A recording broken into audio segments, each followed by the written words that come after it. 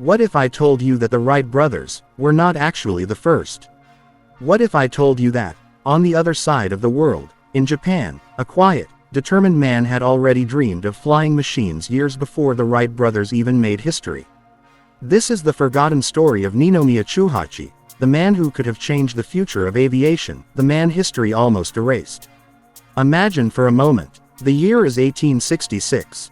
Japan is not yet the technological powerhouse we know today. It is a nation only just beginning to open its doors after centuries of isolation. Trains and telegraphs are arriving, Western science is being introduced, and new ideas are colliding with old traditions. In a small village in Ehime Prefecture, a young boy named Chūhachi Ninomiya is born. Nobody could have imagined that this child, growing up among rice fields and fishing boats, would one day dream of conquering the skies. From the very beginning, Ninomiya was fascinated by nature, especially birds. As a boy, he would spend hours lying in the grass, staring at the sky, watching the way crows soared and doves glided. He noticed how their wings curved, how they flapped and then rested on the wind. Where other children saw only birds, Ninomiya saw possibilities. He began asking himself, what if humans could fly the same way? What if wings were not just for birds, but for us too? By the late 1800s, Japan was rushing to modernize. The government was eager to catch up with the West, adopting new technologies in railways, military, and industry. But in this rush, aviation was not even considered. Most people still thought human flight was nothing more than fantasy, something out of ancient myths. Yet Ninomiya was different. He believed that flight was not only possible, but inevitable. As a teenager, he joined the Japanese military. It was here that his interest in machines deepened. Surrounded by the harsh discipline of military life, Ninomiya continued to nurture his private obsession, creating a flying machine. He saved scraps of paper, wood, and bamboo, secretly building models during his limited free time. And then came the year 1891, a year that would change everything. Ninomiya completed his first serious model of an aircraft, which he called the Karasu, meaning, the crow. This was no ordinary toy. It was designed with wings that flapped like a bird's, powered by a simple rubber band mechanism. The model was delicate, fragile, and beautiful in its simplicity. One windy afternoon, Ninomiya carried the Karasu to an open field. Soldiers and villagers gathered around, curious to see what this eccentric young man was up to. He wound the rubber band, released the model, and to everyone's shock, it took off. The Karasu rose into the air, its wings flapping furiously, and glided forward. For a few glorious seconds, it flew like a living bird. Then it descended, landing softly on the ground. The onlookers were stunned. They had just witnessed something nobody in Japan had ever seen before, a man-made machine that could truly fly, even if only for a short distance. For Ninomiya, this was proof. Proof that human flight was possible.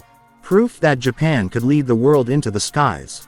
He immediately began working on more advanced models, experimenting with different wing shapes and mechanisms. He envisioned a future where Japan had its own flying machines, capable of defense, exploration, and wonder. But dreams, as history shows, do not always receive the support they deserve. Ninomiya approached the Japanese military, showing them his models, explaining his ideas, and urging them to fund his experiments. Yet the response was cold.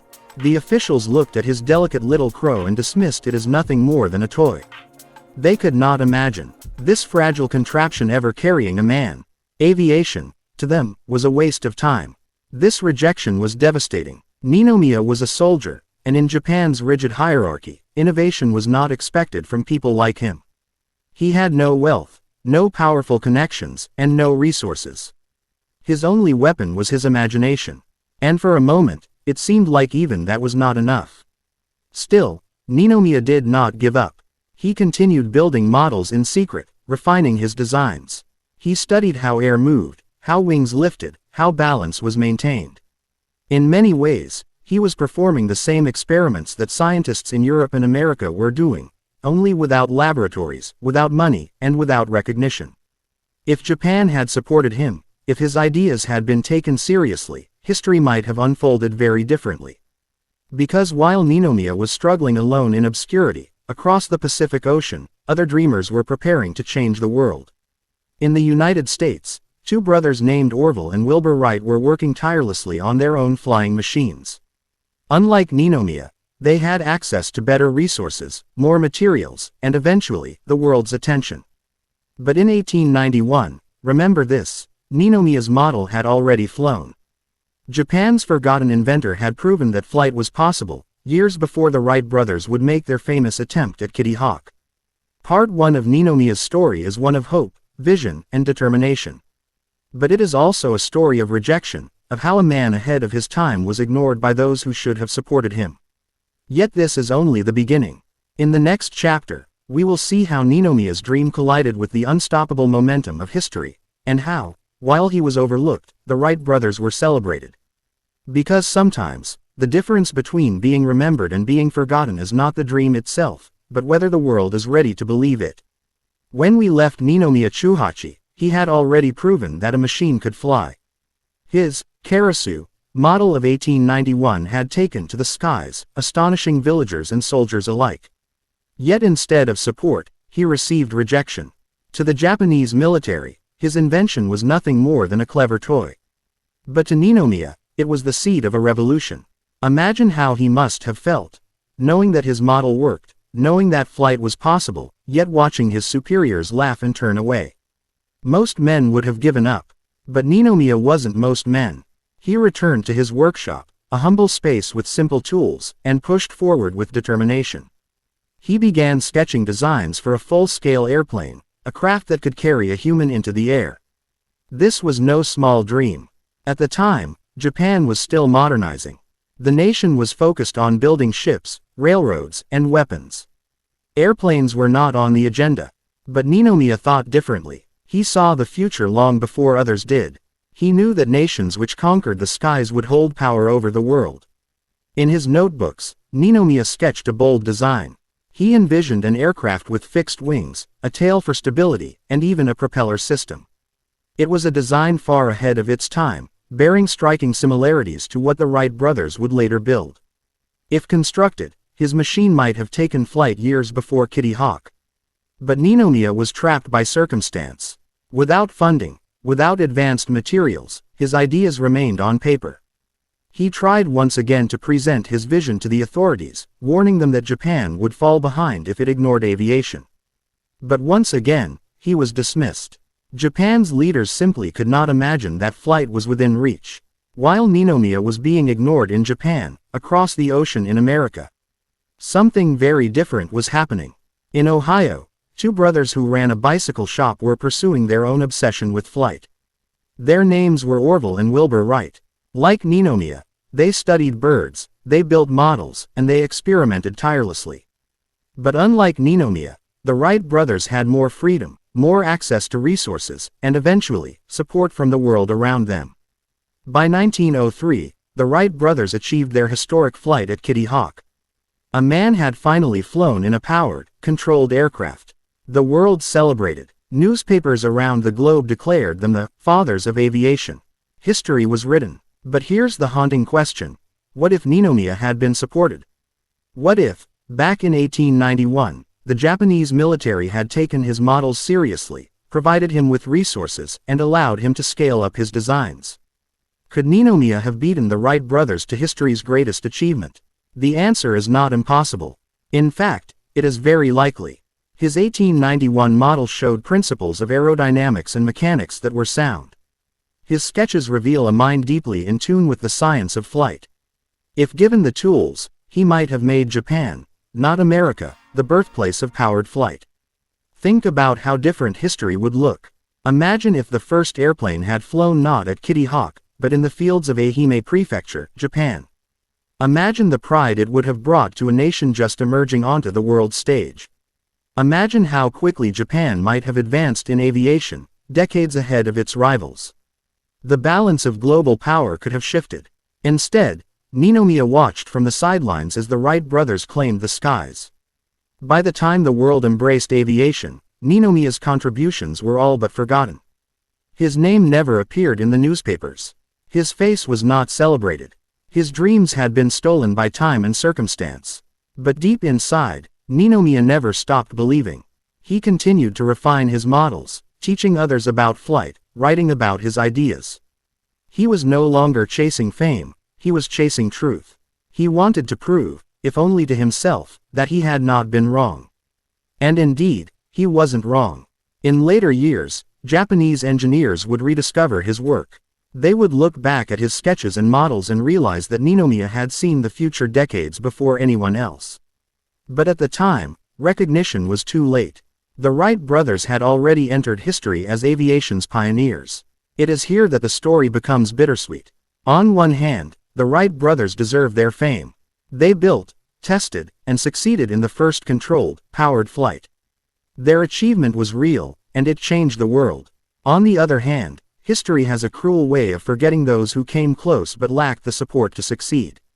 Ninomiya Chūhachi stands as one of those forgotten visionaries, a man who dreamed the same dream, but whose voice was drowned out. Still, the comparison is fascinating.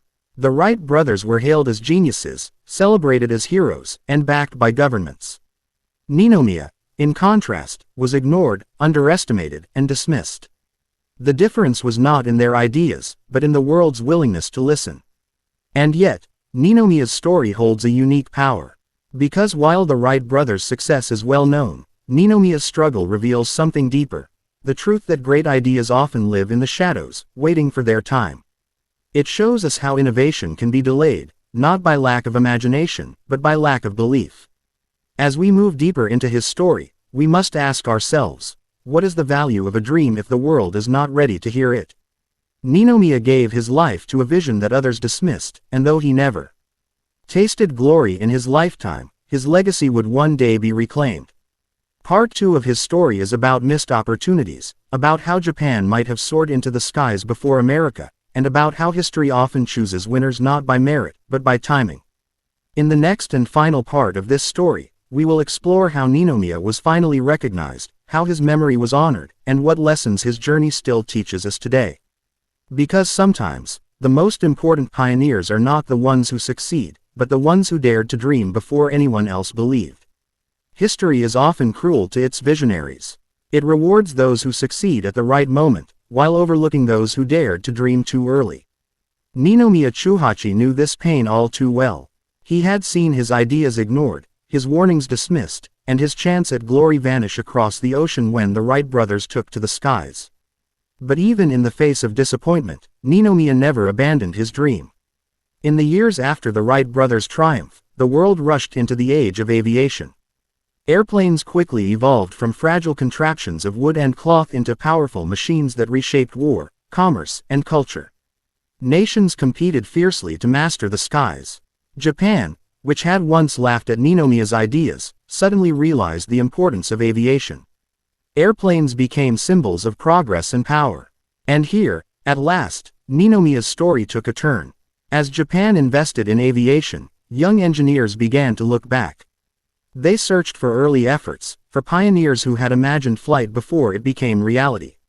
And when they looked, they found Ninomiya. His sketches, his models, and his writings revealed a man who had grasped the principles of flight decades earlier.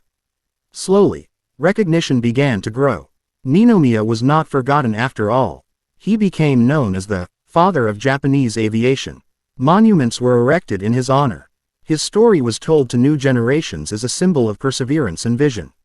Even though he never flew in a real airplane of his own, his dream was finally acknowledged as the foundation of Japan's aviation journey. But beyond titles and monuments, Ninomiya's true legacy lies in the lesson his life teaches us.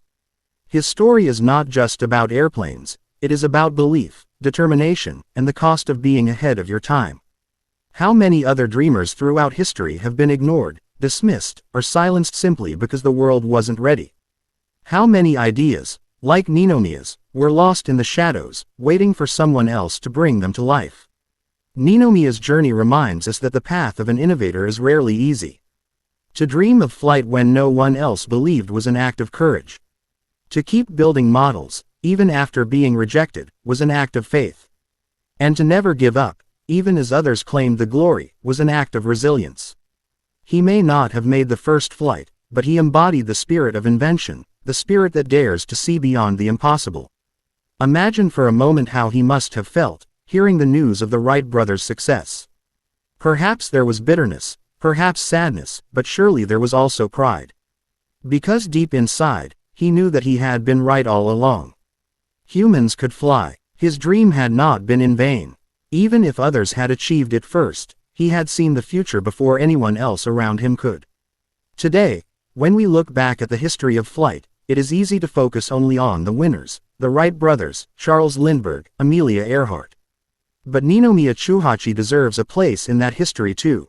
He represents all the dreamers whose voices were not heard, all the innovators who planted seeds that others later harvested.